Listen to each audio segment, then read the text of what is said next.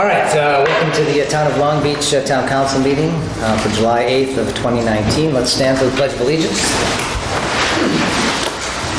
I pledge allegiance to the flag of the United States of America and to the republic for which it stands, one nation, under God, indivisible, with liberty and justice for all. Okay, I'll entertain a motion to approve the council meeting minutes of June 10th of 2019. I just have one discussion. Yep. It says here in the minutes that, and maybe I don't understand it, but it says, okay, this is on page 2, President LeMay suggested that a study be done for disability access at stop 14. What page? I'm sorry, page 2. Page 2. And the last paragraph. And he said, he presented, meaning Dr. LeMay, presented a proposal from Global Engineering for $29,500 to develop the plan. Is that correct? I believe that is, although it wasn't suggesting a study. The bottom line was we wanted to try and get a grant from the state to a matching grant to build that. Right. And Global Engineering, we had a contract from them. You're wondering about the dollar amount? Yes. Let me look at it. Because I don't know. Yeah, it's $29,500. So we're paying $29,000 for the study? No, and again, that about the study isn't correct, Bill. We need to probably amend that. Basically, what we did was we presented a proposal from Global to do the work, and we'll be discussing that further tonight, actually. Gotcha. But we could change that to, it really isn't the study, it's for the access plan itself. Is what, right? Is that correct, Bob? It's both for them to help us get the grant and supervise construction, come up with a plan for it. Yeah. Okay? Thank you. All right, so we'll amend that first sentence, Bill. I'll entertain a motion to... I'll make a motion to pass the minutes. Do I hear a second? Second. All in favor? Aye. Cool, okay. Opening remarks. Usually I don't have any, but tonight is different. I prepared some remarks here, and I appreciate your attention. During this last month, every household in Long Beach received an unsigned letter questioning the motives and competence of our building commissioner. I personally can vouch for his competence and impartiality in performing his duties for the town. Also, we've recently had accusations that our volunteer fire department is somehow lining their pockets at the expense of the town. We've lost a town attorney because she was individually sued. Our Board of Zoning Appeals, Advisory Plan Commission, and Town Council members have all been individually sued. It's hard enough to find competent and willing people to serve in a community of 1,100 homes without this sort of behavior. In this local election year, I would hope that Long Beach will not debase itself in the way that we have seem to be seeing at the national level. We are better than this. Differing political opinions and visions of the future of Long Beach do not need to be so hateful. If you have an opinion that you want to express in a letter or online and are hesitant to sign your name, perhaps you shouldn't send it. I hope both ends of the local political spectrum here in Long Beach will consider this. Let's keep this upcoming election respectful, and let's have a nice summer. Those are my comments. Chief Sokowski, Police Department report. Mr. President, for the month of June, 272 recorded calls or 47 walk-ins. We drove 3,040 miles. Hours were 805 and a half, 17 hours of overtime. That was for all training. Part-time officers worked 16 hours, and reserves worked 85 and a half hours. 14 traffic stops, 2 citations, 2 written warnings, 6 verbal warnings, 1 vehicle impound. 5 suspicious subjects were checked, 6 suspicious vehicles, 4 courtesy services, 7 ordinance violations. 20 alarms were checked, 1 accident report.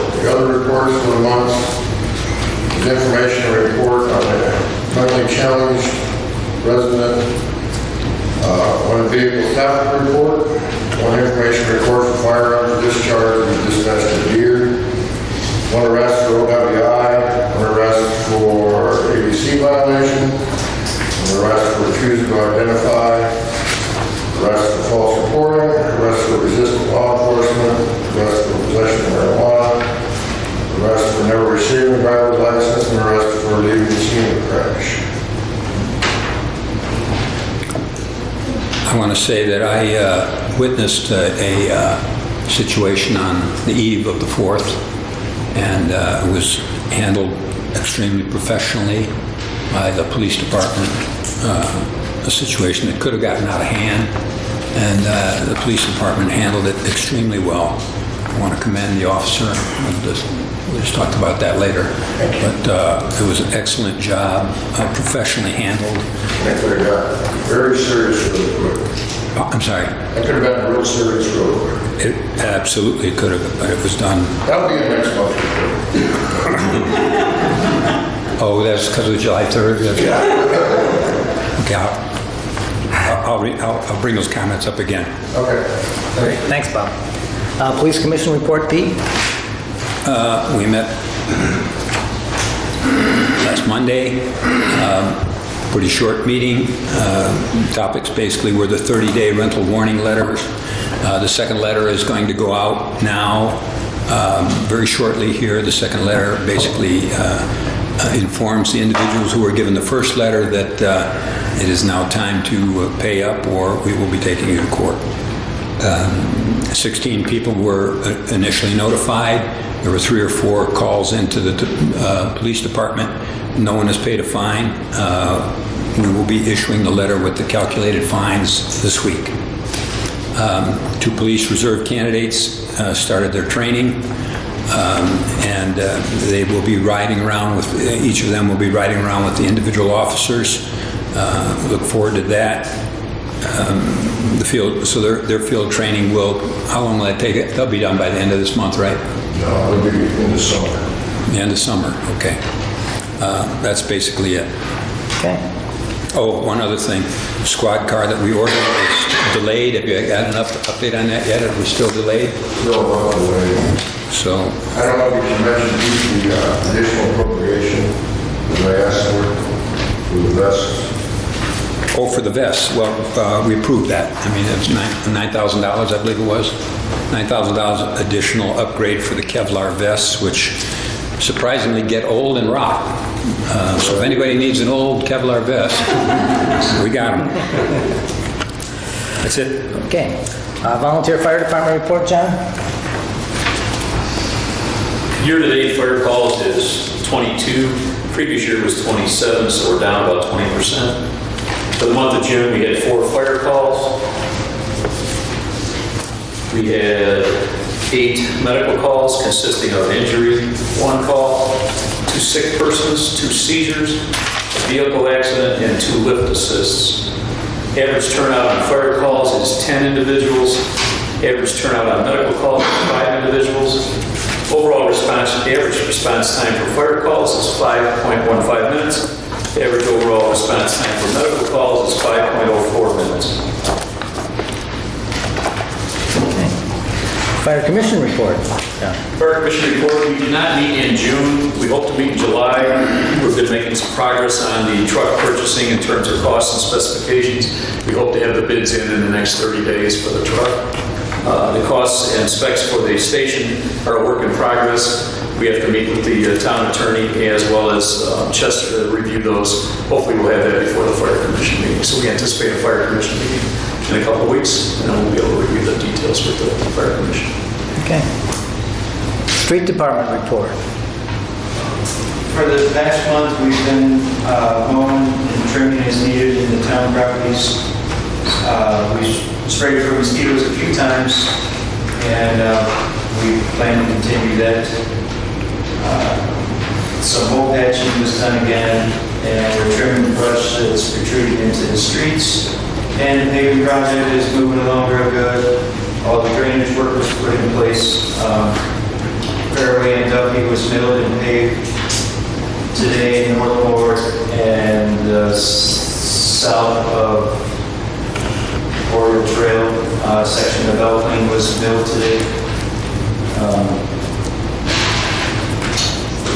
Tomorrow, in front of the town hall, is planned to be milled and Foxtail and maybe starting on Formal. Wednesday, they plan to start paving Northmore and working their way this way. That's about as accurate as I can do right now. So things can change. Any hang-ups so far, Tom? No, actually everything's been really smooth and going on pretty good. Perfect.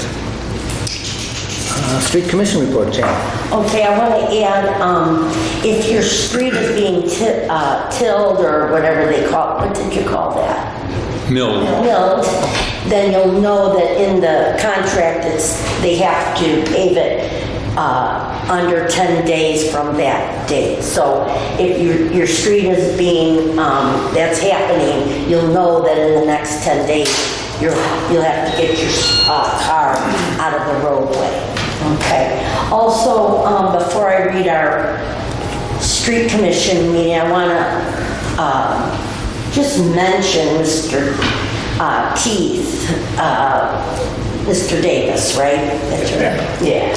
And he has a mailbox that has been hit approximately 4 times. And it's scary. It was in the middle of the night.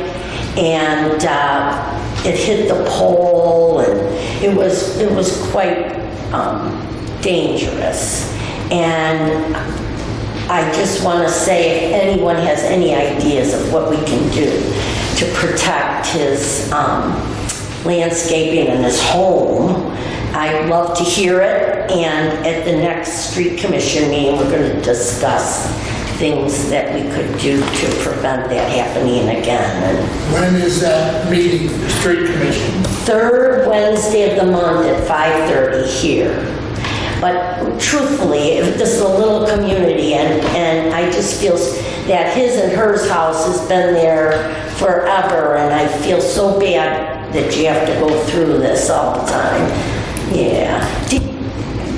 You replaced the mailbox, right? Yeah. Yeah. Now, do they have insurance, that the people who hit you? Apparently, the kid took the car without permission, and that designates it's a stolen car. And my insurance ends up paying for it, my rates will go up. And I didn't have nothing to do with it. Of course you didn't, no. So, well, hopefully, do you know of anything that we could do? Sure. Okay. Boulders about that high and about that wide, right across the front of my yard. Right, well, I was gonna If ask anyone Tom. wants to put them there, I'll let them put there. Because that curve is a dangerous curve. I know. And I was told they won't put up a sign. I'm sorry, what? You were told what? They won't put up a sign on the street that it's a dangerous curve. I don't know why we wouldn't do that. Huh? Who told you that? Chief of police.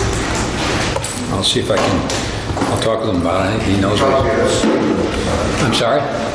We were talking about speed limit sign, dangerous curves. There is a speed limit sign just as you come in that says 25, yes?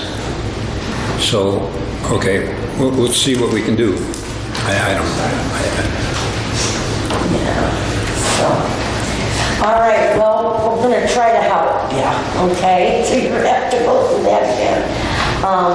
Now for the street commission meeting, we met, June 19th at 5:30. Just reported about the drainage work that's being done by Walsh and Kelly, and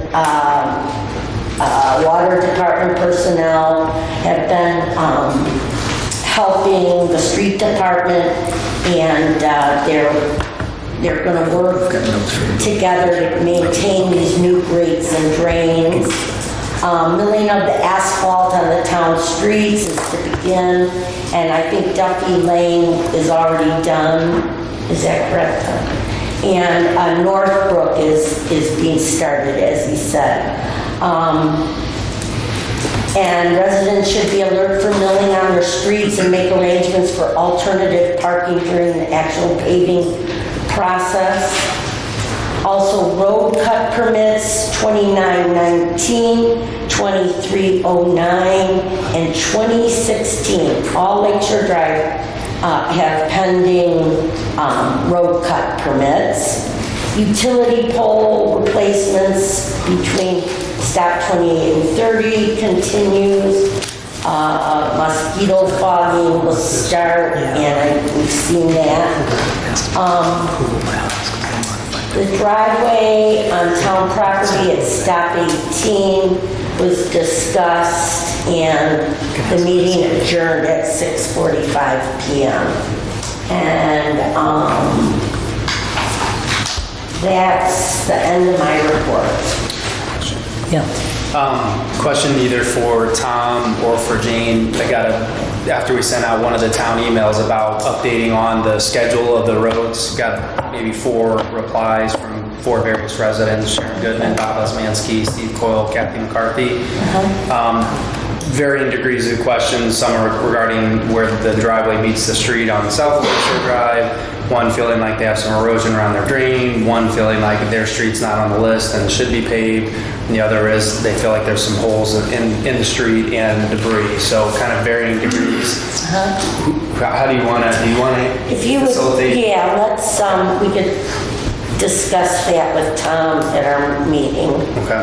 I'll send them to you. Thank you. Okay. Okay.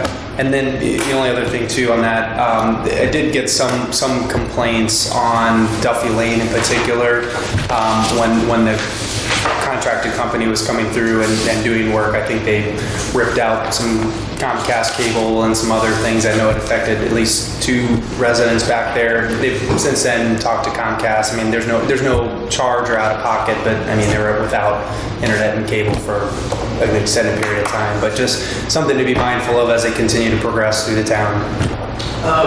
We've seen in a couple of places where, and there's one just on the other side of Long Beach in Michigan City, where they basically cut like a 1-inch groove in the pavement, and they laid that Comcast cable in Run through it. that groove. Yeah. Now, not very deep. I'm talking like 2 and 3 inches deep. If that's the same thing that happened out there, you know, It's going to happen. it's, you know, I think it's supposed to be in yards, minimum 6 inches. So Yeah. if they done something crazy like that, you know, we really can't help that.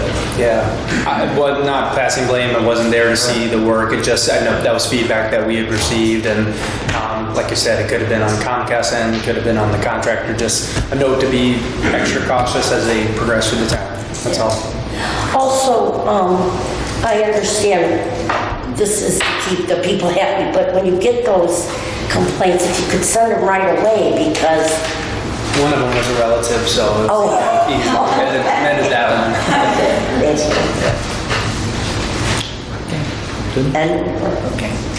Park Board, do we have anybody from the Park Board here? Joy asked me to say something, but I can't for the life of me remember what it was. I think we've all seen they're doing good work on rehabbing our stops. Hope everybody's happy with what they're seeing, and if your stop hasn't been done yet, it's probably on the list. I do have one. Okay. Just was going to ask a question. Joy was here. Also got some questions regarding Stop 24 and sort of interim access to the lakefront while the construction project is yet to commence.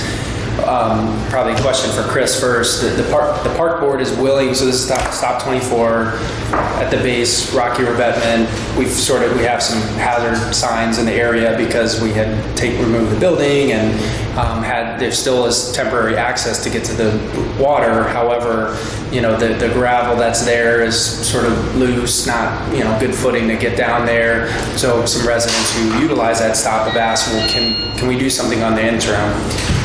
Park Board said that they'd be willing to put money behind, if it's some temporary stairs or something that gets through the summer, they'd be willing to do it.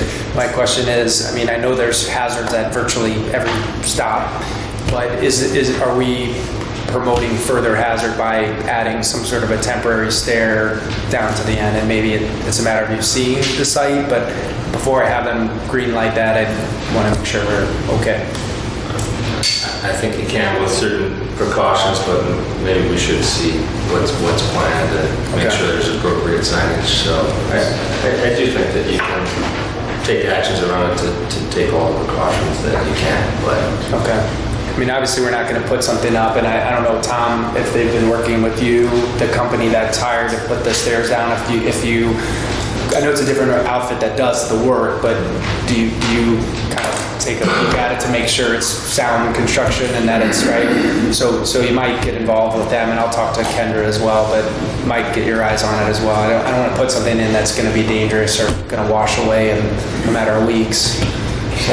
Yeah, I'd like to comment on that. I feel very strongly that if one of our streets was blocked, that would be an emergency. And the park board has a good amount of funds that when there's a stop that you can't get down, that's an emergency in my book, because people work very hard and want access to the beach.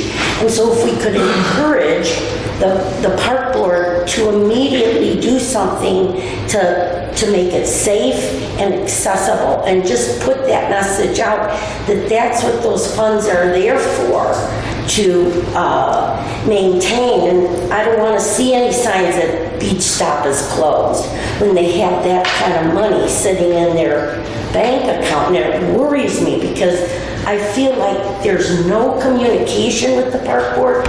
The accountability isn't there, and I'm upset, and so are people. They come up to me all the time and tell me how upset they are. So what can we do to improve the communication with the park board and make sure that responsibility is taken care of? Well, I think, Jane, part of the problem at 24 is there really is no beach down there. And if there's a big beach now. Yeah, they have about 10 And feet. there's actually stairs that just need to be repaired. It's beautiful. But there's actually stairs in place, so you don't even have to build anything new, you just have to repair. Sure. Even though it says the beach is closed, people are there all the time. Right. You guys, Tom is only one person, and he has to do these streets. The park board wanted that responsibility, and they have to be held accountable. There is right now, Stop 24, Stop 22, those metal steps are so dangerous, and there's money in their funds to send a carpenter down at any time. And so I just don't see why that's Stop 24. These people, they have every right to complain because there hasn't been access since For years. And every time we come, they say, well, we're working on this grandiose plan. We're going to spend thousands of dollars to get an architect and do all this stuff. And then, of course, it falls through. But next year, we're going to do all this wonderful stuff. And it falls through. And then next year, yeah, so It's been let's take this seriously. And I really feel there is a problem because of family relationships with the park board, that they aren't held accountable. They don't show up. They don't, tell us why they're not fixing this and not fixing that. And so, I know I do not want to make anyone defensive. I just want to see action in the most important thing in our town. So, Mr. President, could you suggest something? Yeah, well, I think we have. I think they're going to look at it. And for that. No, but Tom has to be watching the street paving that will make, he is not in charge of the stops. And so we need there to be a park board representative that is accountable. Okay, let me review the bidding, as I've said several times before. This council approved, sometime in the past, that the park board and the street department would work together. That the park board would be identifying things that would be done to improve the stops, access to the stops, and they would be working with the street department, which has been extremely beneficial, and Tom has done a wonderful job. But the infrastructure that has to do with the stops belongs to the street department. And I'm not saying the park department shouldn't do anything. First of all, there should be a list of the things that are a problem. Yeah, nice. I hope you had a good dinner. The issue is to identify the things that are wrong with the stops, and then provide a corrective action plan. It's very easy to sit here and say, let's go to stop 26, for example, and let's fix stop 20, what's wrong with stop 26. I was down to stop 26, and basically the steps are washed out. Each time the waves come up, it washes them out again. And it would had the steps been in there this past week when the storm came up, or when the waves came up, they would have been washed out again. We are in a situation right now where some of these things are almost insolvable because the water's up. And it not only impacts what's immediately on one side of the seawall, it impacts things that are behind the seawall. So Tom has done a wonderful job. I think the park board has done a good job in identifying the things that need to be maintained. But nature is taking its course right now. And nature is saying, this is what's a certain of these stops, and stop 24 is not far from it. There is, tomorrow morning, the stop, everything could be wiped away right up to the boulders. Are we supposed to continue to put money into something that's going to be washed away? I'd be glad for you to come up with a plan and say, this is what we should do. I know Tom will address it immediately. He has addressed several stops that have been washed away and put steps in and corrected and repaired them. So I don't know, you're always making these references to poor representation. The park board, Joy, my daughter, whatever it is, have tried to have gotten the input from beach stop captains, which never existed before, that provide their input to these stops. Anybody who wants to provide input, that's fine. I can't speak to all of stop 24, other than I know that on any given week, anything below the boulders can be wiped out. So getting people to the boulders is a fine thing.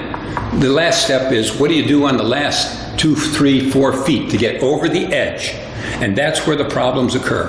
I appreciate that people are upset, but as a matter of fact, if somebody can come up with a solution for it, I'd like to see it. Grand Beach hasn't come up with it. No community that I've seen has come up with a solution that can fight the waves continuously. So if you have an idea, Jane, come up with it. I do. That Grand Beach has a portable metal steps that can be installed. But what's most important is that we just have a smooth working government.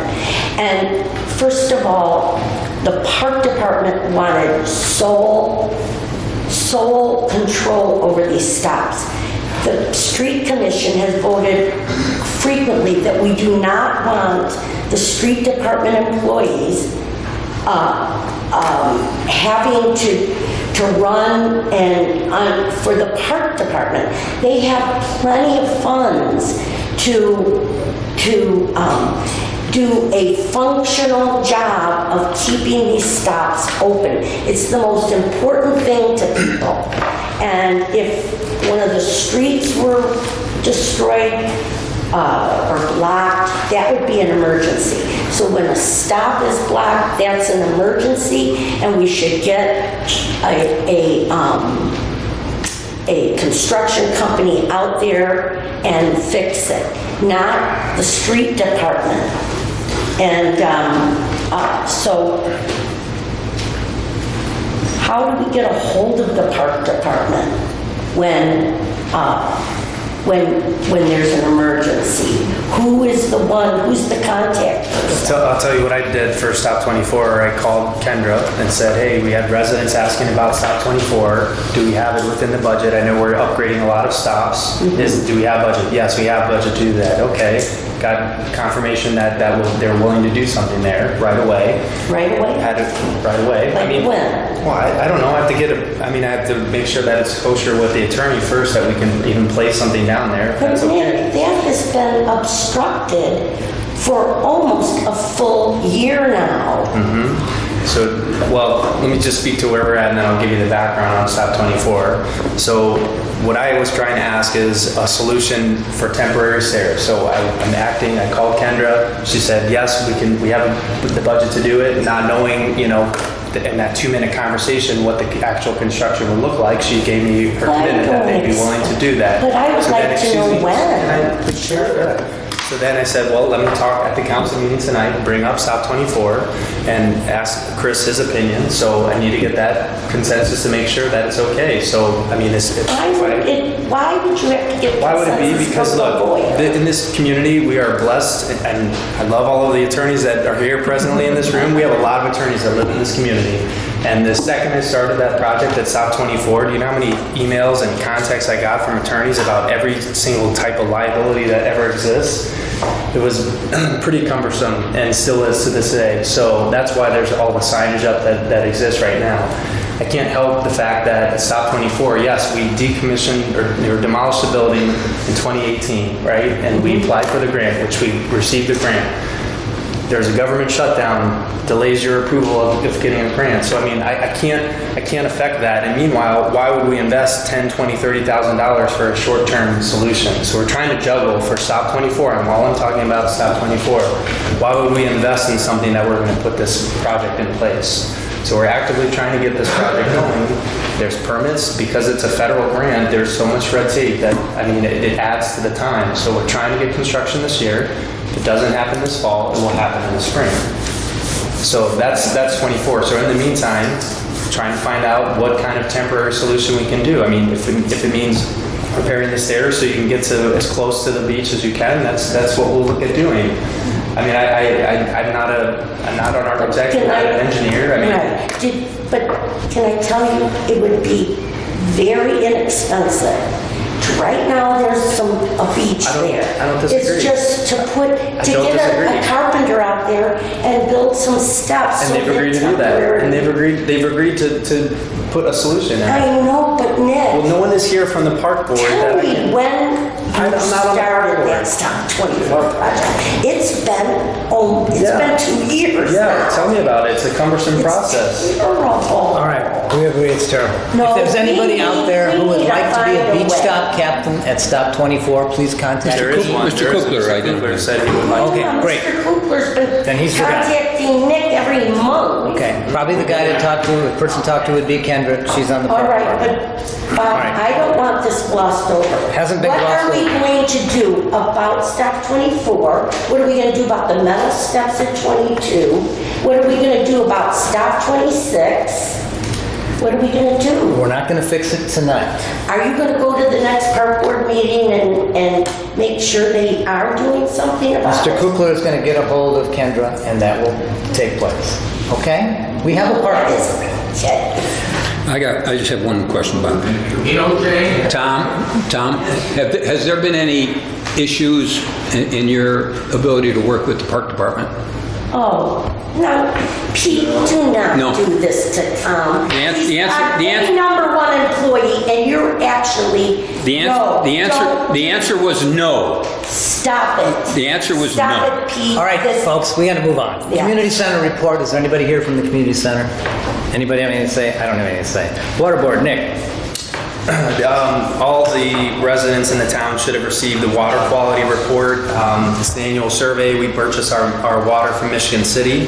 Nothing came back in the report that was out of compliance.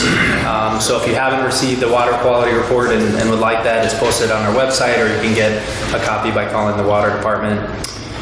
We did hire or make an offer to a new employee.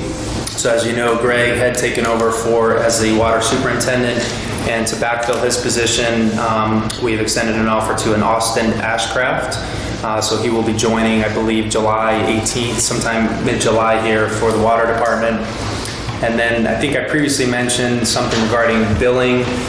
The water department is trying to get to bills when they go out, so the meters are being read on a calendar month versus a cycle that may include days readings from other months, or the prior month or the following month. So they're trying to get to calendar billing. I'll have a better update at the next meeting. I think we needed to check with Sender and Company on what that would mean for customers, but essentially there'll be 1 month where you're never going to get billed for more than what you use, but there may be 1 month to true up where usage from a prior month may increase that particular month's bill, but again, it'll offset the other month. So I'll have a better update on when that will hit. Obviously, we'll put a note on bills ahead of time when that change is going to take effect. There'll be information on the website as well. And that's it. Okay. Budget and Finance, I Pete? have a discussion point.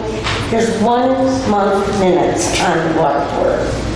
Why do they? Is that they're special or something? That they don't have to put the minutes on? So we just started getting the water department minutes for June, which are on the website. We don't have any minutes for the prior meetings. They do exist, but that's something that I had previously asked the prior office clerk for and never received. The prior who? Barb Subeck, the prior office manager. So do you think they will be put on? We can try to get them. Yep. Okay, Budget and Finance. And by the way, Jane, you're really good at calling other people out. Yeah. But, I've heard several times that you cancel street commission meetings without notice for other members. You don't regularly send me updates as well. So, you cast stones all the time. No. You do. I take care of the people in Long Beach. Thank you. Budget and Finance, Pete? Yeah. We covered the same subject that we normally cover, but the one thing I think we should announce is, well, the council knows it, but the public should know that we did receive our mid-year taxes. So that will, $741,000 came in, which hits each of 4 accounts. The general account, the motor vehicle highway, which is also called the street department, the park department, and the CCD, and that's our first year that we have received the 5 cents per $100 of assessed value. So we were getting about a fifth of that before, maybe an eighth of that, and now we received $124,000 in that fund. So, Bill, has anything ever happened with the Riverboat Fund? Has that declined? Oh, we also received the Riverboat No, but Fund. has that declined? No, it looks about the same. We just got a check on June 28th also for $63,000 for the Riverboat Fund. So we did receive that money also. Yeah, there was some. That comes in twice a year also. There was some concern that was going to go down. Yeah. You haven't seen it? It appears to be that No, for 60 some reason or other it goes down some.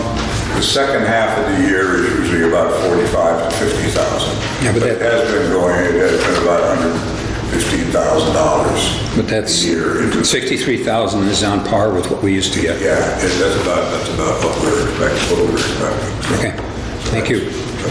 The one thing I should also announce, the reason that there are boxes here, the State Board of Accounts has started the 4-year audit here. So we've got stuff kind of spread around here and it was not unexpected because the last audit we had was in 2015.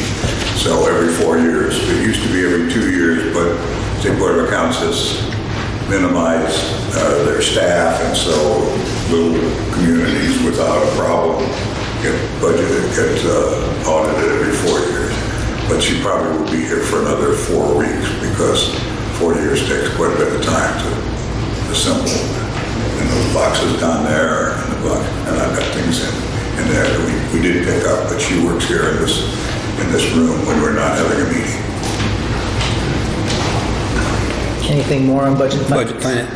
We'll be meeting Wednesday, 8:30 All invited to attend. No, we were gonna change it. Oh, we're gonna change it? We're gonna change it to the morning of the 15th. Morning of the 15th. Because I have a conflict and one of the other members has a conflict too, but I will make notice of that. 8:30, a good time will be had by all. 8:30 a week from today. Okay.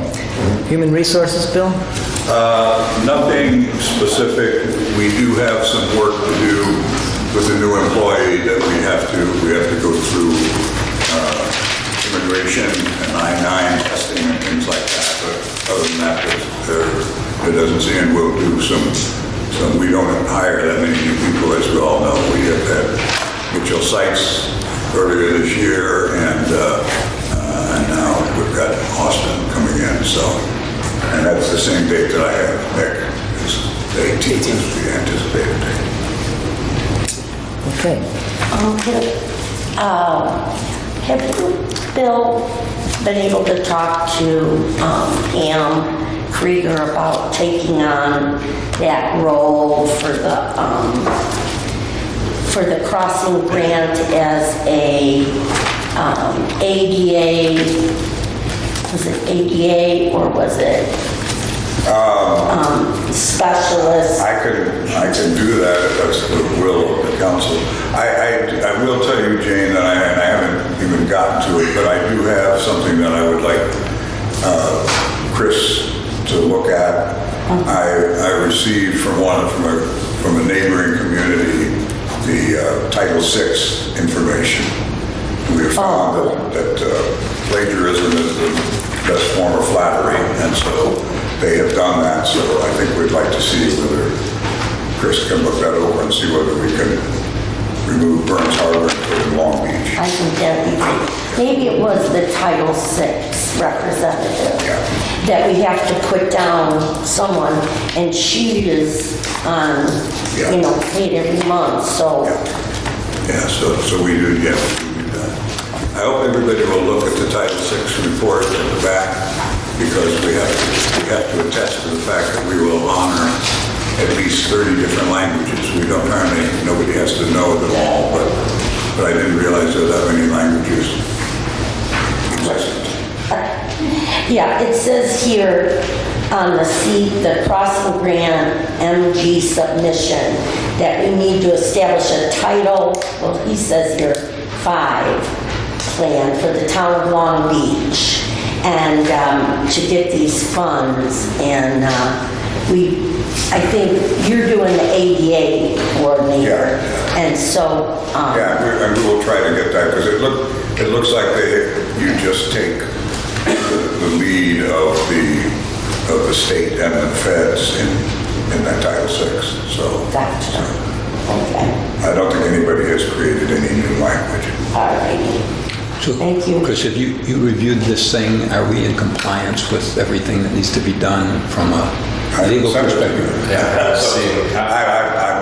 I've got it sitting by the side. I just printed it last week, so I have. But I mean, are there any more hurdles for us to cross with the community crossing grant? No, I don't think so. I mean, I think that it's, they tendered the money without any provisos, but I think we just need to go through the process of getting that. So. Yeah, Bill, it's, Haas and Associates is now looking at the January 2020 call, and they're going to start that, because is all the money in from the crossing grant for 2019? It is. None has gone out yet, but it will. Gotcha. Okay. Okay, Building Commission report.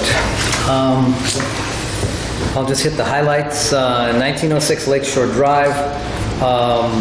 Fines have been levied. The certificate of occupancy is on hold until those fines get paid.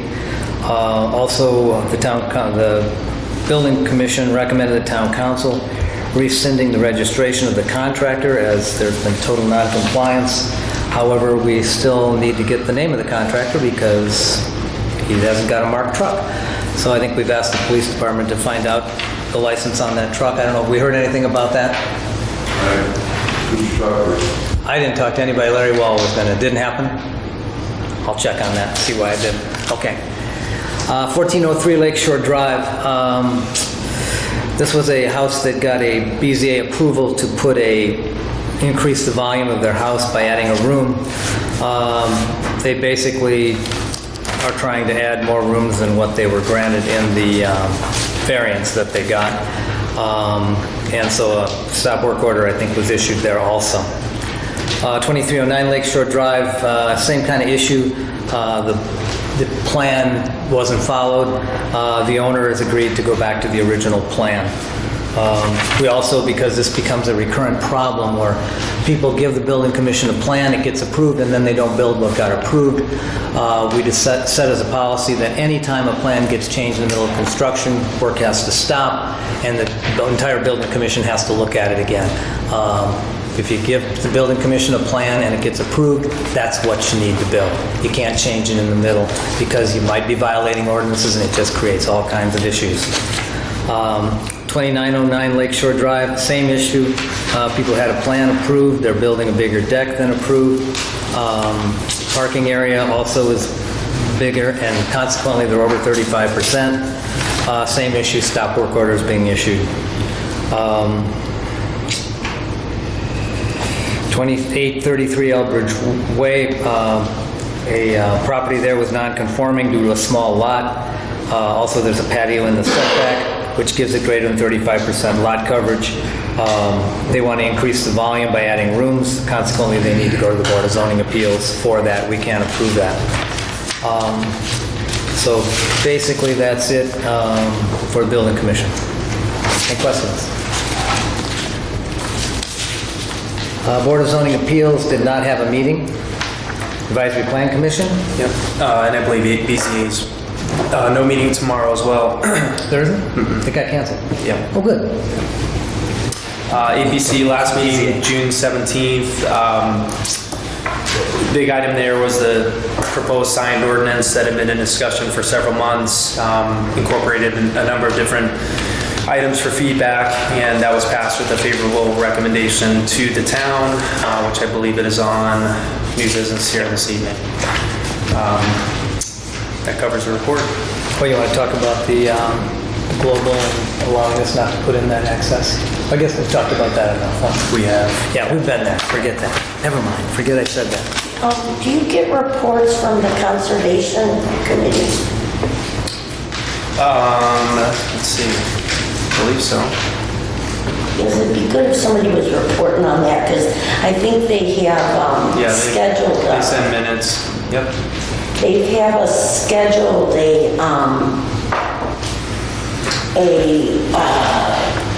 like a tour in the pathways of Long Beach across the street from Hacienda, and I think it's August 2nd. Yeah, that's on the agenda for later on. Oh, good. Okay. All right, building permit revenue report, Bill? June 2019, 14 permits approved with fees of $3,405 collected on project costs of $231,446. 8 electrical permits issued for June totaling $1,459 with town revenue of $140.90. 2 street cut permits for projects at 2309 and 2919 Lakeshore Drive with revenues of $200. Legal expenses paid in June, $12,314.60. $5,932.10 to Brady, Nelson and James. $5,932.50 to Knight Hoppy, Kernick and Knight, and $450 to Austin, Kuiper, Josiah. I would ask for a motion to accept the claims and reports. I'll make that motion. Second. All in favor? Aye. Passed. Okay. Unfinished business. We have a continuation of the public hearing on the toter ordinance. That's been sent to the town council with a favorable recommendation. We agreed to continue that public hearing to tonight. So I now open the public. Go ahead. I'm confused with the process with APC. So that certified, this came before the town at last month's meeting with the favorable certification. And we continue. Our recommendation from the APC. So ultimately you have an ordinance before you for consideration. Last month, and I'll jump ahead a little bit, one of the reasons that this was carried over is because you were short of members, so that heightened your requirements. Tonight, you can consider and pass this. So it's not disposing of the rules. That's right. You're certainly welcome to take whatever feedback and considerations you want. If there are any changes, you would simply, you will vote if that's the council's pleasure to send that back for the APC, to the APC. And if the APC takes no action, it becomes law automatically, or they can take your recommendations into account.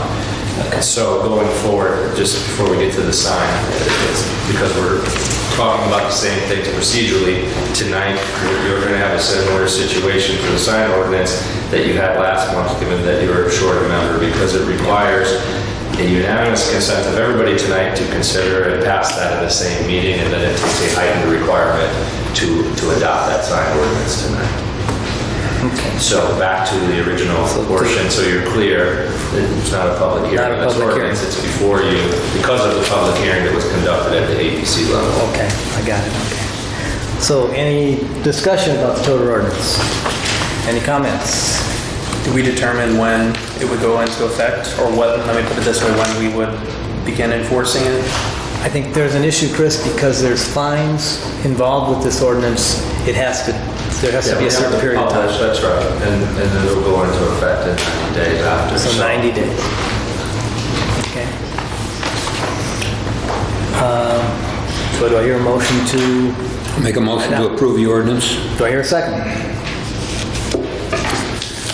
I'll second. Any discussion? All in favor, say aye. Aye. Opposed? Aye. Chris, what does 3-1 mean? It passes, this is a regular procedure. It would have been a heightened requirement last month to consider it when it was first adopted. Okay. And So so... it is approved. Okay, and so it's become an I'll ordinance. take care of the appropriate Doesn't have to come publication before us again. notice. It does not. Okay. And then I will make sure that gets to Okay. the clerk treasurer's office. Okay, next under unfinished business is the parking ordinance, and copies of that one also.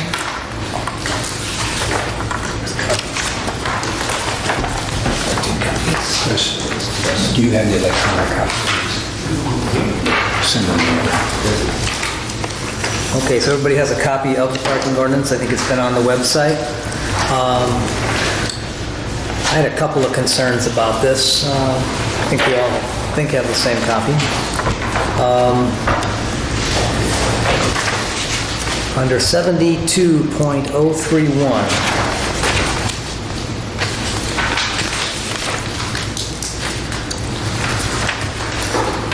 It says here, resident property owners and their guests are permitted to park in the town right-of-way between the roadway and the homeowner's property line immediately adjacent to their own property.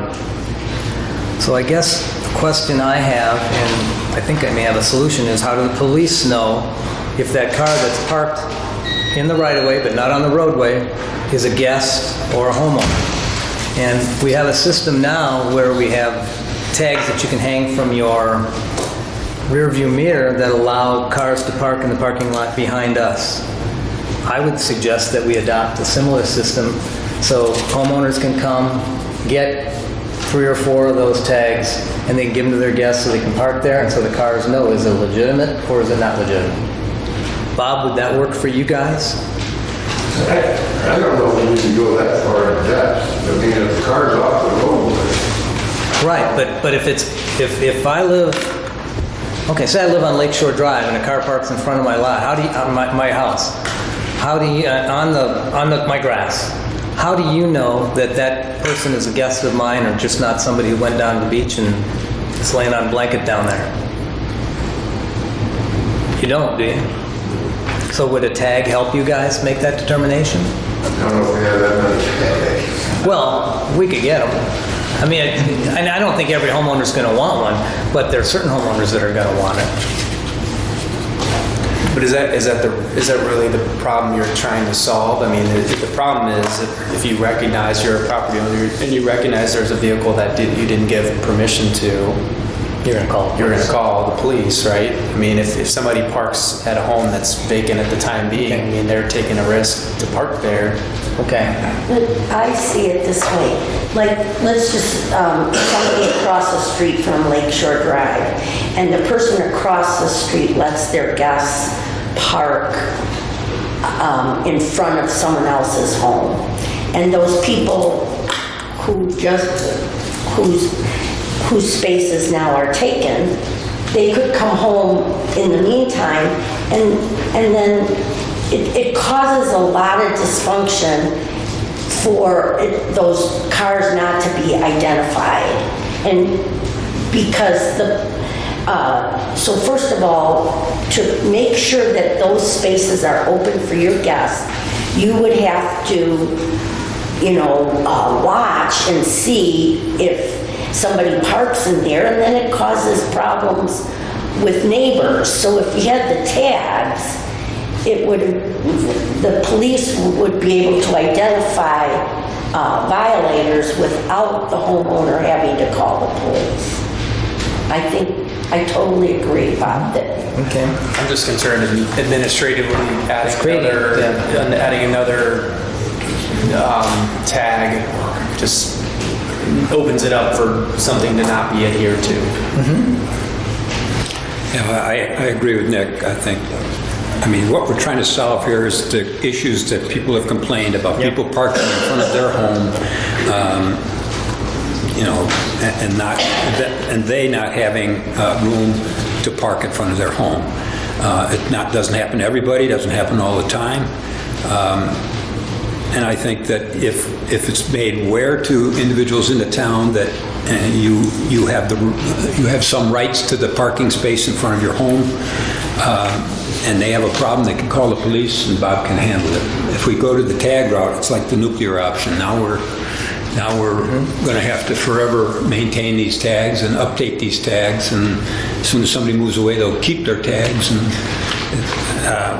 I think, although we may end up with a tag situation, I'd like to try this out and see if the number of complaints doesn't drop and the number of issues. So not to single out the Lakeshore Drive, but that seems to be, and that's where I've gotten complaints from property owner on the north end of Lakeshore Drive, has guests, driveway's full, have historically used south end of Lakeshore Drive, strip of concrete in the right of way, and they've utilized it for a number of years. So this is saying that the person who's at the south end of Lakeshore Drive,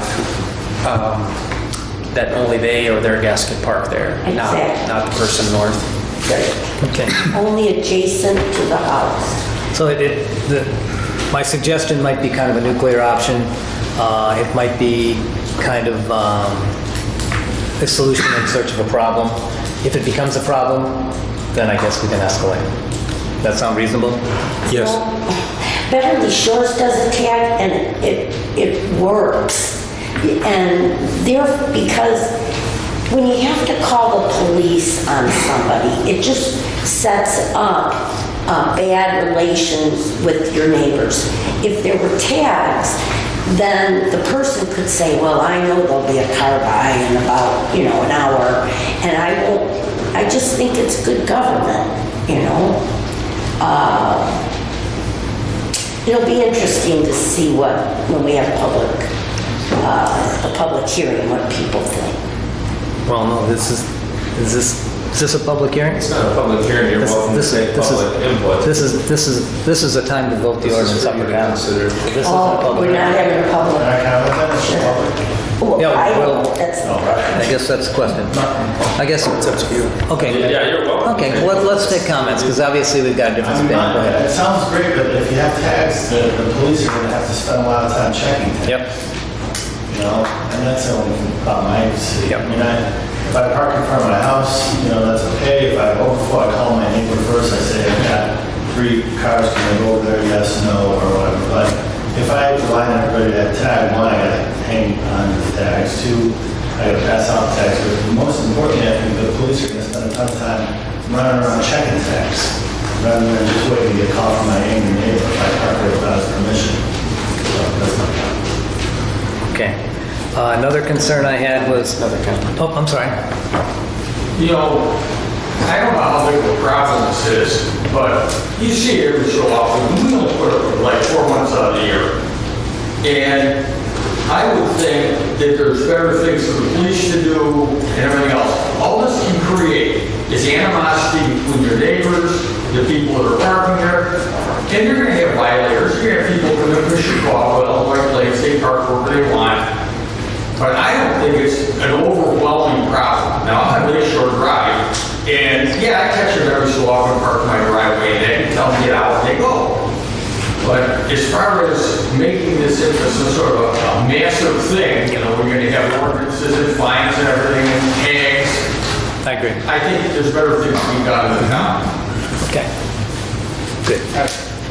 Just a question, because I appreciate the discussion that's going on here, and just for clarification, because we've had cases where cars are parked there and you tell people to leave as private property and they refuse, and then we call the police and we're told it's not their issue.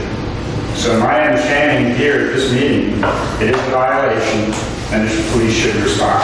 Absolutely. Okay, thank you very much. Okay, 72.12. This is regulating storage of parking in mobile homes and campers. I believe our ordinances now say you're not allowed to park a boat or a camper in your yard or driveway. In the front yard. It doesn't say that here, I don't think. Tell me if I'm missing it, but I looked this over this morning and I didn't see it. And I think it needs to say that.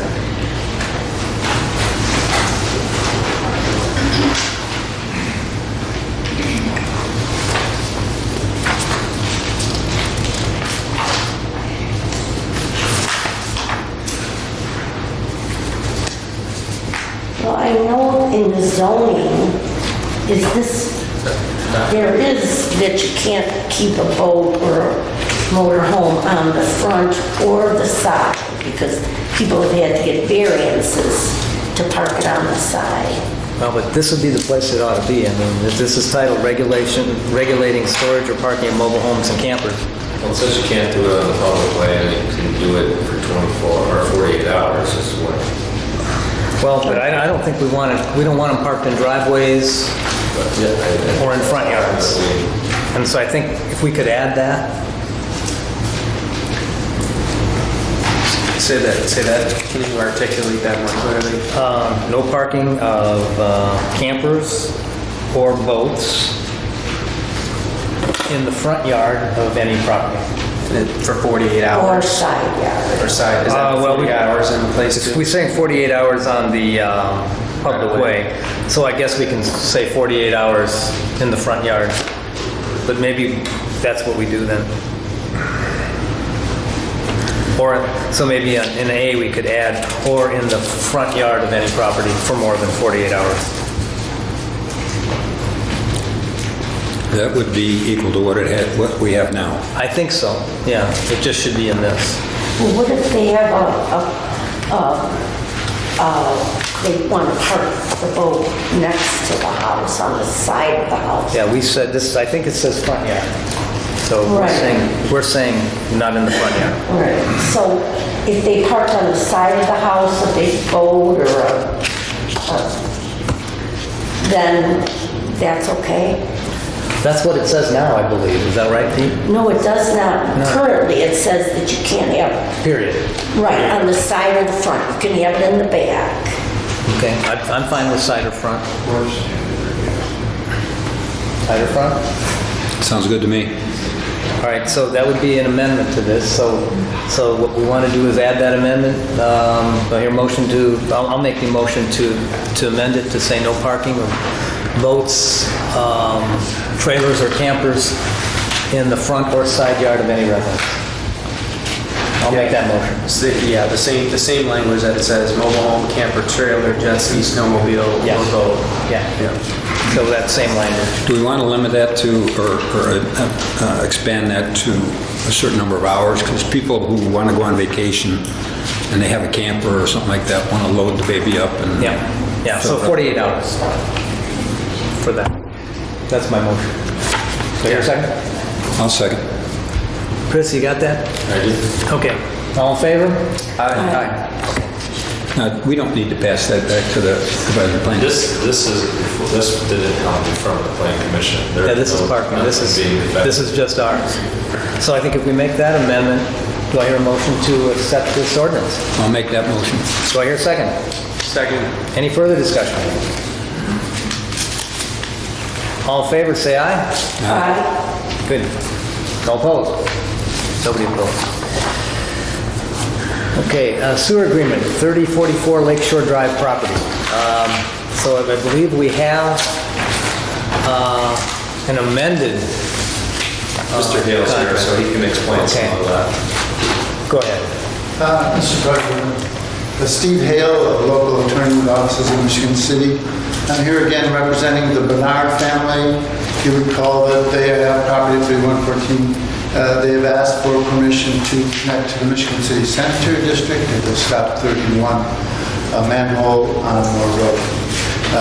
We were here last week, and with me at that time was Jeanette Hicks, who is here with me again. She's the project engineer from Global Engineering. Last week, we presented to you some plans as part of our overall proposal, which you approved in gross, subject to Mr. Willoughby and I working out an agreement between the town and the property owners. So we're here really for two reasons, and the first is what you just described, Mr. President. After our meeting, Haas and Associates issued some comments about, having reviewed the plans, issued some comments. And Jeanette Hicks, the project engineer, made some modest adjustments that addressed all of those comments and concerns, none of which are very substantive.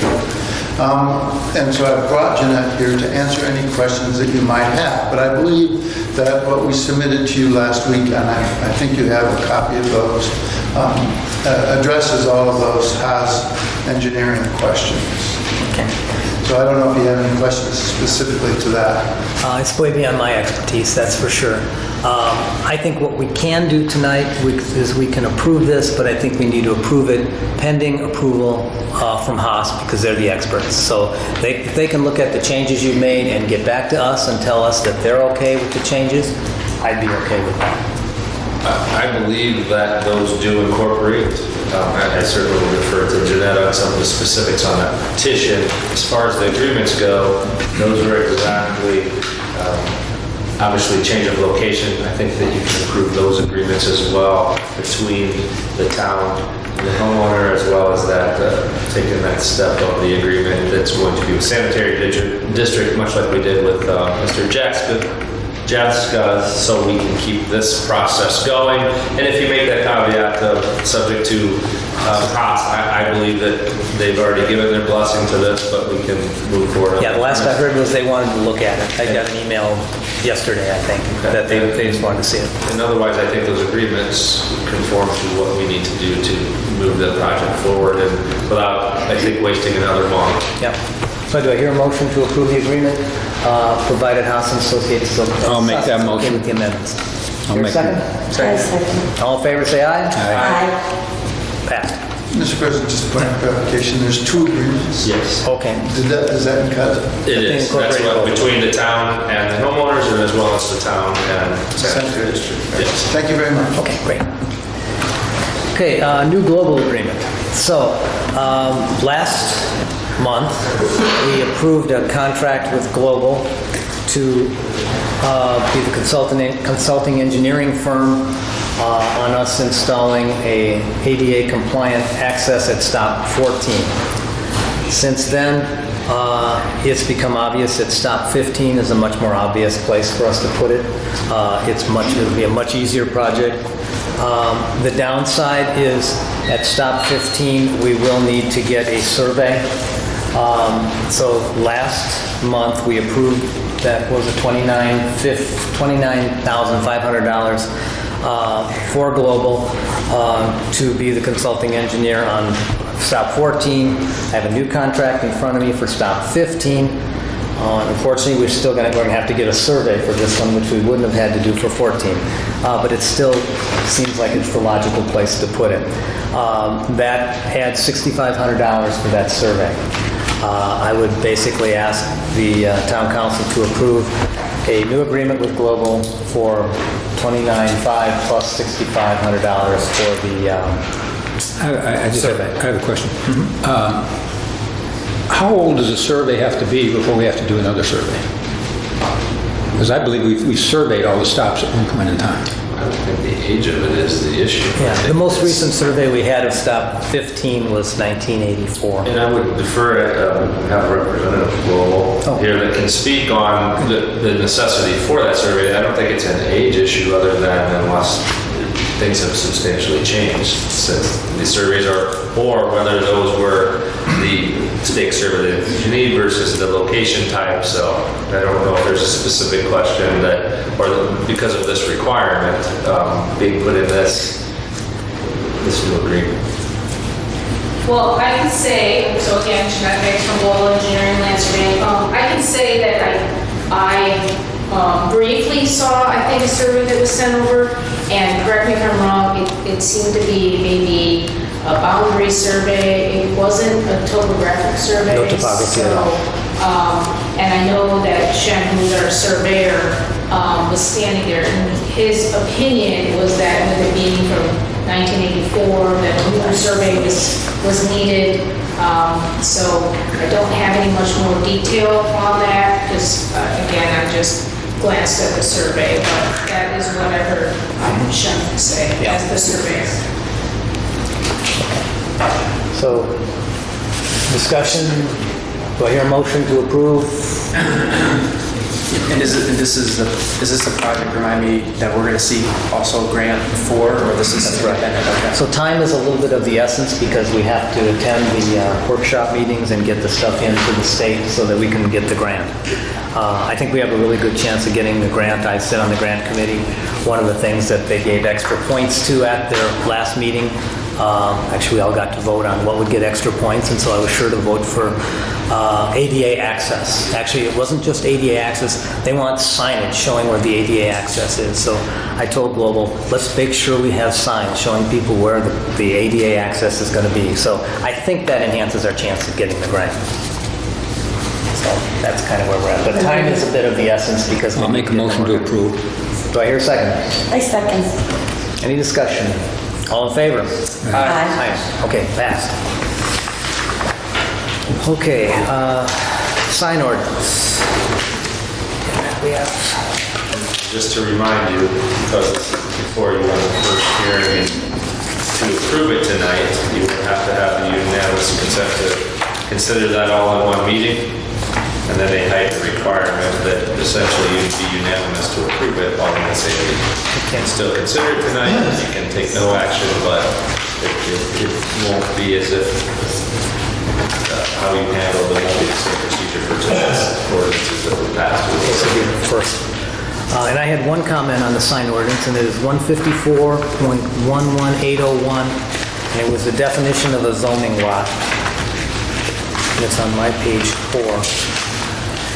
It says here, zoning lot is a single lot meeting the minimum residential zoning lot size requirement of zoning district in which it resides.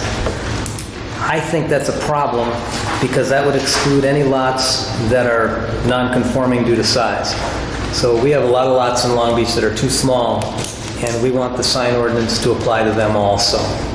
So I think if we do away with the part about it being a size requirement, I don't think we need that there. You understand where I'm getting at there, Chris? Give me that section again. Zoning lot, Okay. the definitions, and it says a single lot meeting the minimum residential zoning lot size requirement. We have a lot of lots that don't meet that requirement. And so, I don't know, do we even really need to define zoning lot? But it seems like this definition might create a loophole that we don't want to create. 154.1.020 has a definition for zoning lot in it. Does that equal this one? Where are you at, Pete? 151? No, not on this page. I'm talking about the extant zoning rules. 154.020 are the definitions, and in there is a definition of zoning lot. Is that equal to this? Yeah, I think this mirrors what that, I guess ultimately, it doesn't, it's what your preference is. I think that non-conforming will be covered regardless. If you want to amend this or take this out, certainly, but we need to make sure the rest of the language in this ordinance and any references to this Yeah, zoning law. are reconciled, and Yeah. two, if they don't match, this definition would supersede any other definitions in the code. Right. So Your thought is to delete this altogether or amend this language? we could either amend the language or delete it, whichever you think is the most clear way to get across what we need to get across.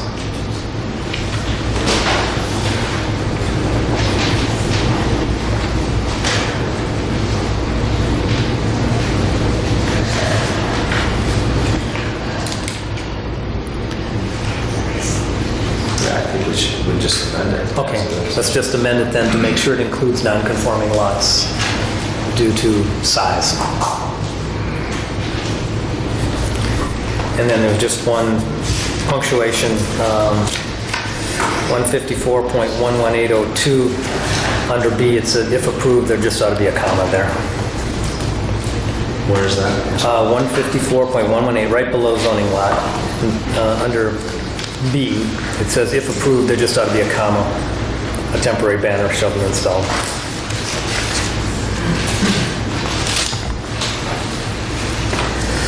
Okay, any other discussion? Well, one thing I would like to, if you've been studying this, to kind of give us a summary of how this changes things. But one thing that screams for attention is, it says, no sign is permitted. Oh, I'm sorry. 154.118.06, temporary signs in a residential zone. And it says, no sign is permitted in the town right-of-way or other town property unless specifically exempted elsewhere in this chapter or approved by the town council. No temporary sign may be affixed to a utility pole, tree, shrub, vehicle, or the like. So, you're saying that there can't be a sign on a car parked anywhere in Long Beach? Probably doesn't work. No temporary sign may be affixed to a utility pole, tree, shrub, vehicle, or the like. Well, So I guess actually, temporary is what temporary it is. yeah, we define temporary sign, so that doesn't include like a sign on a side of a truck, for Right. instance. Could you put an election sign on a car? Well, we don't deal, this does not deal with election signs. Election signs are handled by the state. Right, but if they're saying there's no temporary signs. That election can be sign is affixed. not a temporary sign. It's Okay. not our temporary sign definition. All right, if a sign, then it says, so they say, no temporary signs may be affixed to utility pole, blah, blah, blah. Then it says on E, if a sign is on a post, the following must be adhered to. Well, it just said that you can't affix a sign. No, it says in the town right of way. In D, it says in the town right of way or other town property.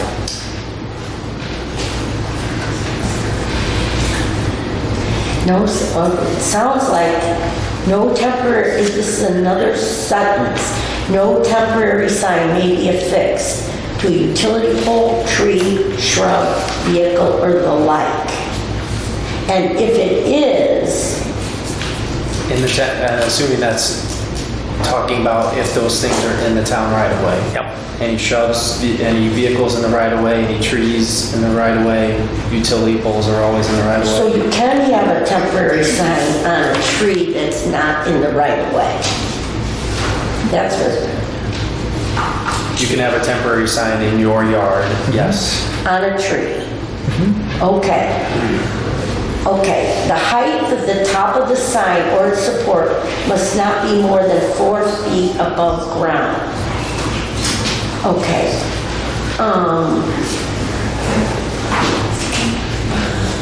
And it can't be over the right-of-way at all. It can't obstruct sight lines or any signs at the street intersection and neighboring property or traffic.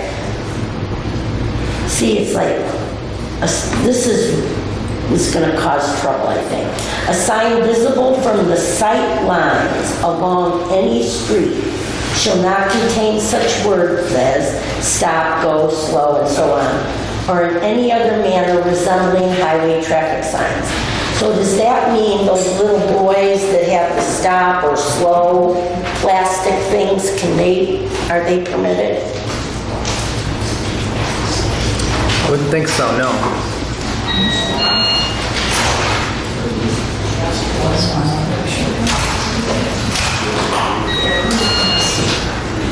So those plastic, slow, or children present will not be allowed?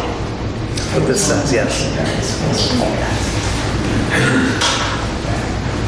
And you can only have one temporary sign on your lot.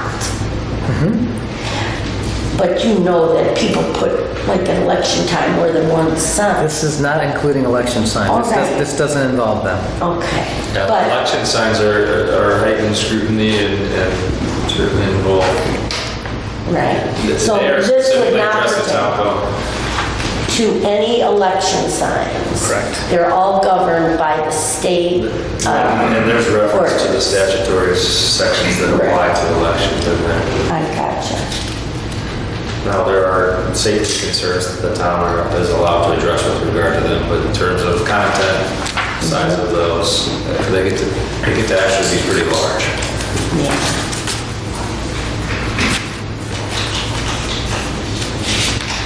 So has this been on the sign ordinance, been on the website?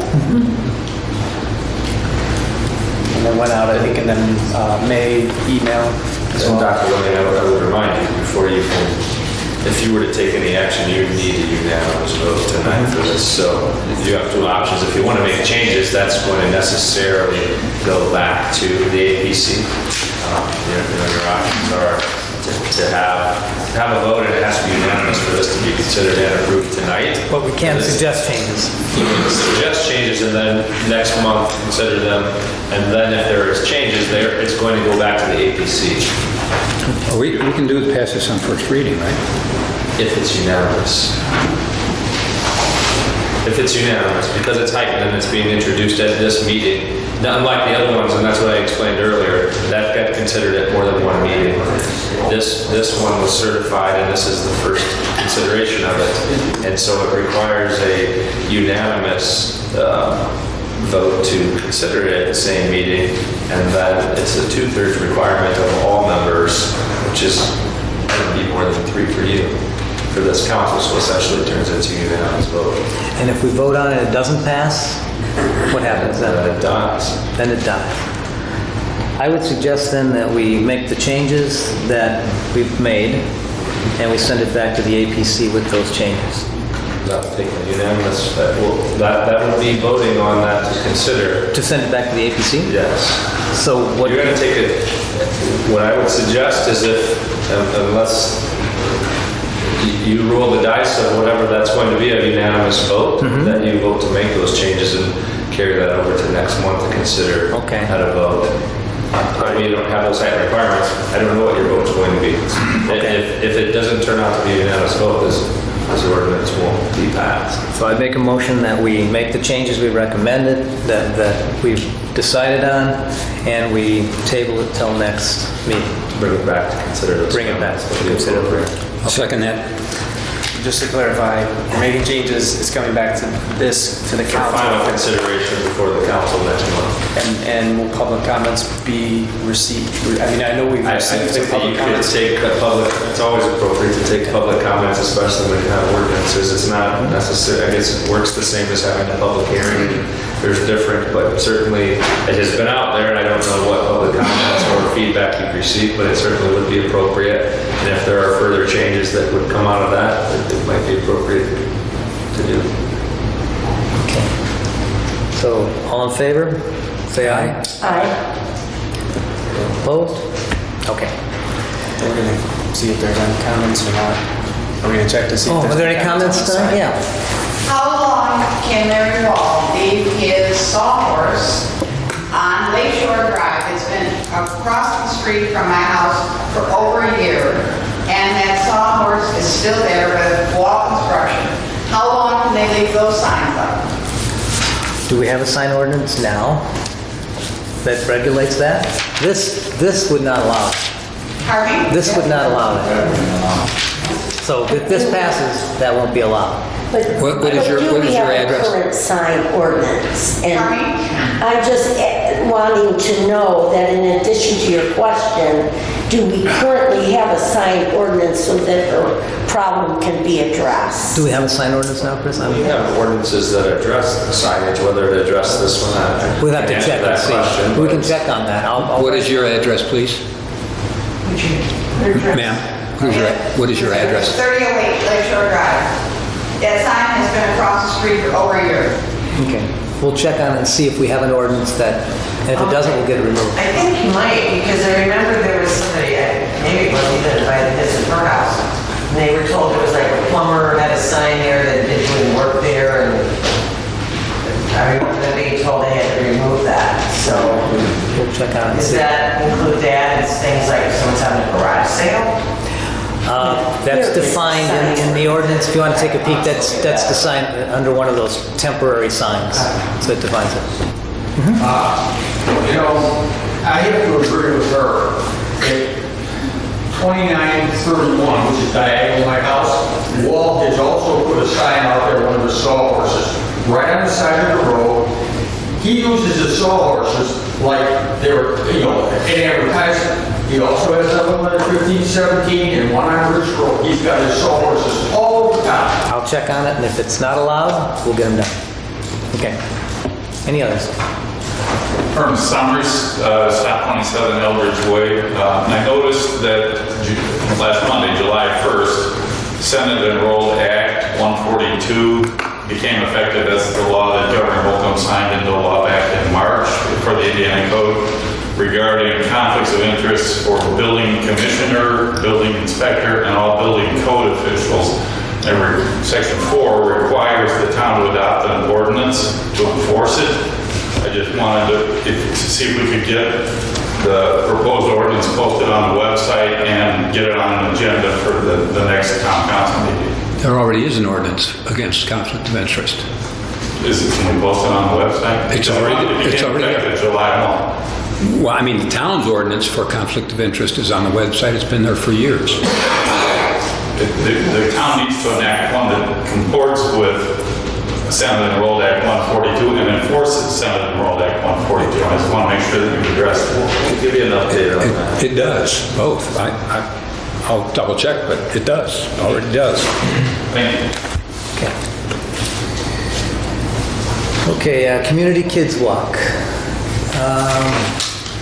Does anybody know about that in more detail? I had a contact from Annabelle Uhas, and they're planning to have that community walk into the Nature Conservancy. And I actually came in and took some pictures from my office that they wanted to show to kids and everything. So I think they're underway, and August 8th, I believe, is the date that they have there.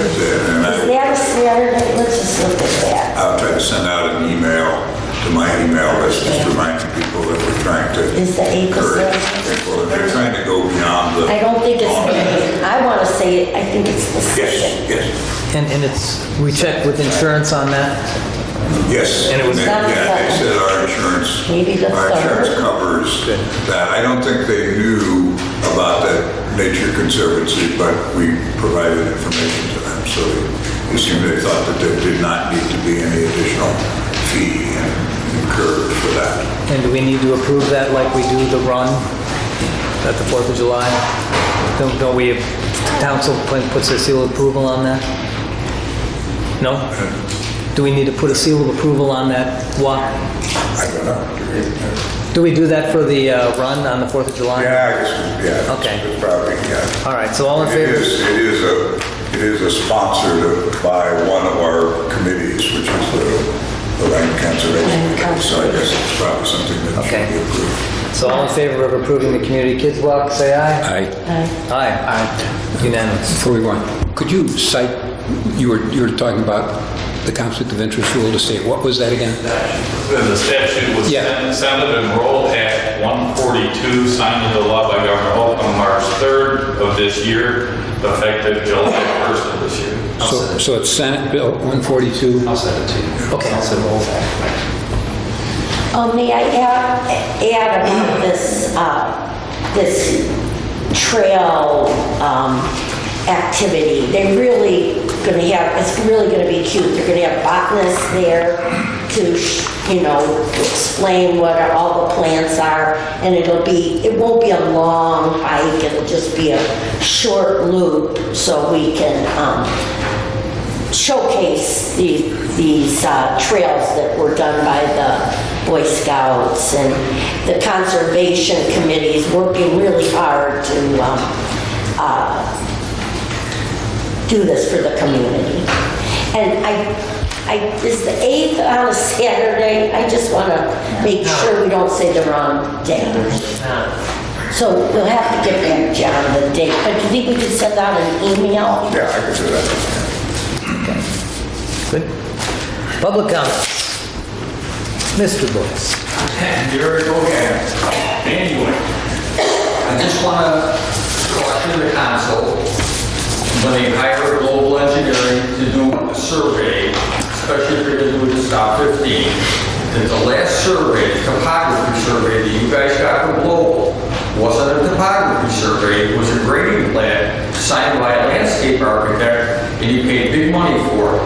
Now, I just had a topography survey done by Tate with papers from Loma and FEMA. Multicolored, shows all the grade heights. It's done properly. It was done on 3 lots. It cost me $3,500. So I don't know what you're getting from Global, but to this day, you do not have in your files a topography survey for Stop 24. You can't produce one. I've sent many after requested for them. They fall on deaf ears. So either Shem over there has to cough up a topography survey for you, or I would strongly question what you're getting from that operation.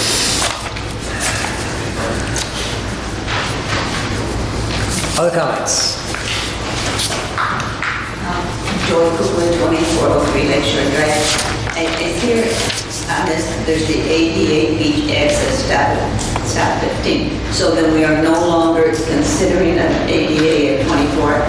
It will include ABA, very similar, which it's the grading requirements to get down to the lake at stop 24. Because 24 is very, very steep. And I know, it takes a lot of back and forth. Yeah, the plan for Stop 24 was approved by the federal grant. There's two accesses. The one that's a little bit steeper, they're going to take away some of the grading bit. It'll go kind of a straight path, and then there'll be the longer path that goes around where the grade meets. It's the ABA compliance, so it's not ADA, but it's fairly similar. So you still are planning on that? Yes. Great. Yeah, and we will have hopefully disability access to the beach at Stop 24 when the lake allows it.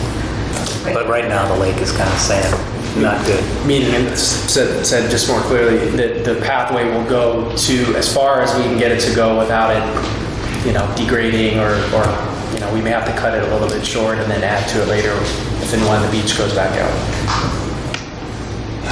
Other comments? Jeff Runner, Sub-21. I was looking on the website for any update on the sewer plan, and I think the last thing I see was last year's letter or something. Is there any update on that? The sewer plan? Yeah. I don't know what the current status is on the website at this point in time, but I know it's been referred to Haas for more studies that are going on. Now, I will check with Joy and make sure we get an update if anything has changed, and we'll put it on the website. At the last meeting, I think Joy said that we would not be having a report till after summer because of the big study that Haas is doing. Okay. May I add, I think a lot of people are hoping that it won't be decided until the election's over, because I think that's going to be a huge issue of where the candidates stand on the sewer issue.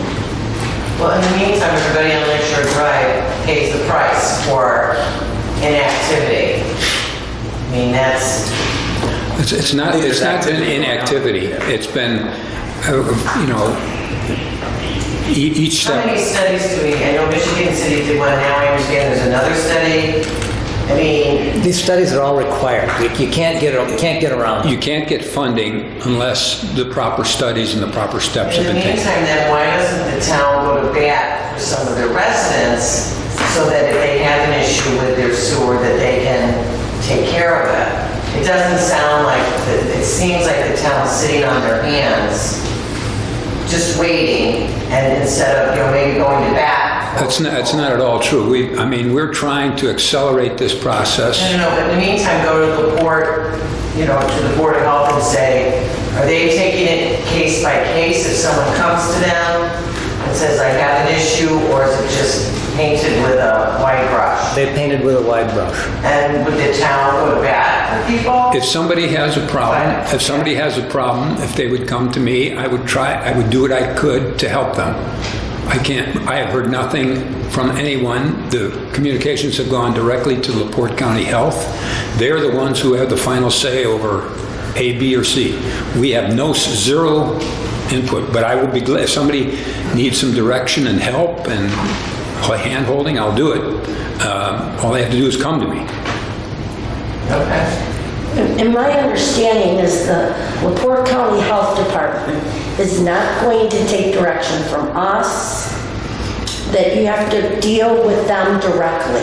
Well, that's kind of how it started, wasn't it? That they were taking direction from, the incident of what, 2 years From ago, who? it was. Well, direction from some people in the community. No, they were not. That came from the state that people didn't even know who wanted what, or no. The LaPorte County Health Department is staffed with experts in their field, and that's who they listen to. It's not political. It's about the health of the county. I understand that. Mary, when that was announced by the health department, I was there with Peter, and he and I were both amazed. We were dumbfounded that they But it just seems like, knock on wood, I'm not right on the water. So it would seem to me like, hopefully I don't, I get an issue, I've got enough space that I should be able to address it. Now I would have to go plead my case without anyone from the town saying, yes, we support her claim. I would have to go with pictures and blah, blah, blah. But I don't know, it just sort of seems like this thing's going to drag on. I don't know enough sewers. Well, I think we're moving along. It's just we have to go through the process. That's the plan is to put the sewer down Lakeshore Drive at this point. Other comments? And as soon as possible, but once again, we have, just like with Stop 24, we have to wait for the state and the approvals and the I's to be dotted and the T's to be crossed. There is no funding unless everybody is in line with everything we do, whether it's the community crossing grant or anything. I'd like to make a comment on that LaPorte County Health Department, which is really a rogue organization. They sent a letter out, which I have in the file, so I can get a copy. It says, we neither have the wherefore or the manpower to check septics in Long Beach. In other words, they don't care and they don't want to check it. So therefore, we will not make final inspections. Now, I've got the whole letter. It came right from the U.S. on their letterhead. So right then and there, it tells you how they think about Long Beach. But better than that, Ernie and I went and hired a drone. And we flew a drone all the way down to Lakeshore Drive. And we found out that they're using Lakeshore Drive as a boundary line. So they're not even following their own rules. because when you get down by stop 14 and 15, you got 600 foot between the lake and those homes, and yet they deny them setbacks. So they don't follow their own rules. And so if anything the town can do to go down there and put pressure on it, sure wouldn't hurt. I just don't know that we have any influence with them. That's the problem. Well, you know, public opinion sometimes sways people. They have knowledge, but they don't have wisdom. They don't know how to couple things together. They know how to make rules, they know how to flop around down there and pick up their paychecks, but they don't care anything about Long Beach. You're going way overboard. They cover the whole county. I don't agree with some of the things they do. There's no question about that. But when we start attacking their means and their motives, that's going too far. They have a job to do. They have resources. They are limited in a number of resources. If they say they don't have enough to do all kinds of inspections, it's similar to the county sheriff who only has X number of cars to cover 650 square miles or whatever it is. In the case of septic systems, they rely on the installers to do what they're told to do, follow the rules. Would I like them to have more inspection capability? I was the first one to ask for that. But they have limited budgets. They can only hire so many people.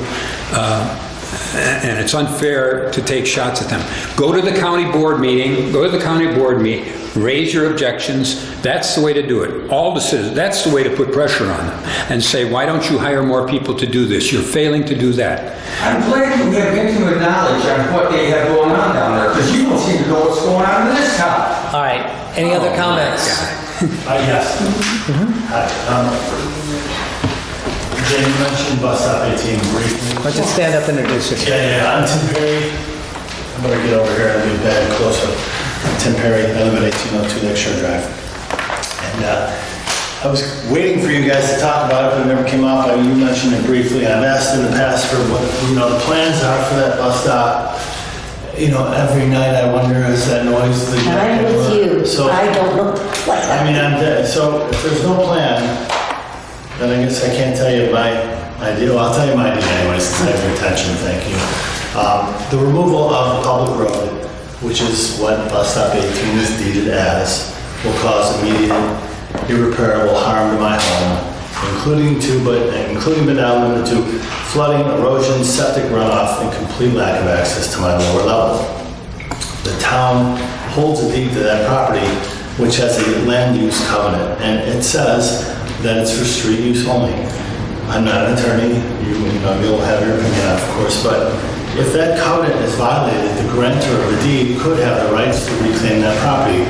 The Long Beach company is the grantor of that deed. They are still around. I've talked to those guys, and they would love to have their hands on that chunk of property. It's worth a lot of money, as we all know. And if that street is ripped out and that covenant is violated and they take away that property and own it again, we'll have nothing to beautify. So that should be thought about. There's really no reason to remove the street. It's a high cost to take out all the concrete. It would cause drainage issues. There's no issues right now with the people at bus stop 18. I've heard from various sources that my character is in question and I deny people access and kick them off the beach. Well, I have a petition. I have a petition signed by 24 people that live at bus stop 18 that it says, keep existing road and beautify the rest of the bus stop. This will save taxpayers money by keeping the existing engineered drainage system intact and provide parking and access to the beach. So 24 people signed my petition. And then tonight when I remember this meeting was happening at 4 o'clock and I was zipping on the 294, I called some of my neighbors from my car, and I have really nice supportive people that live around me that all sent me emails in the last hour. And I won't read them all, but I understand there's a issue with Stop 18. We've never had a problem with Tim Perry. They're very welcoming to me and my wife and my family, and even my dog.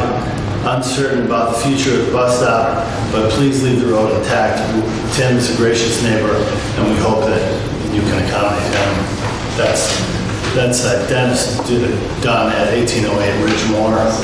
Gloria McMahon at 1700 Rosamond. Tim Perry, overly friendly, gracious, all people anywhere near stop 18, my family vibe, and I have sat in front of this home for many years and I've never been asked to move or even have been offered his beach toys. We have experienced his and his family's friendliness on each trip to the beach. I don't know why there can't be a compromise on this space, which would include both more space for the walkway and enough space for his access to his home. If the bushes were removed, the walkway could be enlarged with plenty of space to walk. This is her letter. This personal attack on the Perrys is a ridiculous response to a property issue and totally unfounded. This is a sad Long Beach story that should not be in our character. Gloria McMahon, 1700 Rosamond. So I have 3 more that are similar to that, but my position, of course, because it's next to my house, but if there's a better solution, leave the road, put the deck at the bottom of the road, which would allow the people who sit on the deck to look at the sunset and see the lake, because nobody, let's be frank, nobody wants to sit up by Lakeshore Drive. Put it down there where they can see the sunset and enjoy the lakefront. It'd be perfect. The people at 18 would love it. It would allow me to keep access to my home. It would save the town money by avoiding the removal of all concrete and the re-engineering of the water runoff, which comes down Ridgemore. I'm at the low point of Lakeshore Drive, so I get all the water down Ridgemore, all the water at Lakeshore Drive, rips down that driveway. It looks like the Colorado River when it's raining. There's 2 drains, one at the top, one at the bottom, that does accommodate the water. Prior to those drains, my backyard was eroding at a pretty quick rate. About 15 years ago, drains got added by the town at a cost of around $30,000. So I asked the council to leave the 100-year-old road intact, to beautify the rest of the bus stop. I'd be happy to consult with Kendra about how I think the bus stop should be beautified. For example, like I said, deck at the bottom where people can enjoy the sun and see the water and watch the sunset. So I'd consult happily to help beautify the bus stop. And then by leaving the road, it gives me access to my home, it gives me access to my garage, it gives me access to my parking, which would make my home compliant, and therefore you would be able to approve it in its current state. So that's my plea to you. Okay. Council comments? Just, if could I address? Before you comment, I would advise you not to, because Mr. Perry has made previous threats regarding litigation. Without getting into the merits of many things, there are multiple issues moving forward with regard to zoning issues that Mr. Perry has, in addition to the Stop 18. So there are kind of some parallel things going on that I would advise that you don't discuss. You're certainly free to do whatever you'd like to do. But, he's hired counsel, who I spoke to today. And so, excuse me, it's my turn to speak. You got it. And I've attempted to speak to you before. Well, so I have spoken with counsel. We had a good conversation. We haven't had a chance to address any of those things today. So Do we know, basic question, do we know if the project has been put on hold or do we know current status of the 18? Do we know that? That's above my pay grade there, okay. so. Okay. Where the project is, I can't answer that. I'm not involved in the details of that. Okay. I don't think anything's too far for any considerations ultimate. Okay. Can I speak one last time? Sure, go ahead. President there. I don't currently have an attorney. I did not sign the letter to retain him yet. He sent me the letter and said sign it and sent back with a big fat check, and he'll be my lawyer, which would be wonderful. I want to avoid that, and I think there's a way to do that. And tonight I thought I would come here and see if we can meet or reach some type of resolution or come at some agreement to discuss it in the future, or I have to go hire a lawyer, which I don't want to do, and you guys don't want more litigation. So if we can figure out a way to move forward peacefully, it would be wonderful. I love this place. I'm not the jerk that, has 3 Ferraris and came from Hinsdale and wants to take over the lake. I've been here for 40 years. Help me figure this out so that we can end it. That's what I'm. Okay, council comments. Can we have a clerk treasurer comment? Yes. My broken records. Go ahead. I am holding a check, and I have been urging for I don't know how many years that when anybody on the council or any of their assignees on various committees use the proper thought when they hire somebody. I've got a check that's been approved, but I've got a contractor, and the person that hired him agrees with me that this person needs to be registered. Unfortunately, he was hired and did the work, he wasn't registered, and when we called him, he says, oh yeah, I'll come in. But he had, we're not asking to pay for a fee for this thing, but I'm sitting there with a check that I want to give him, but he's got to finish the process.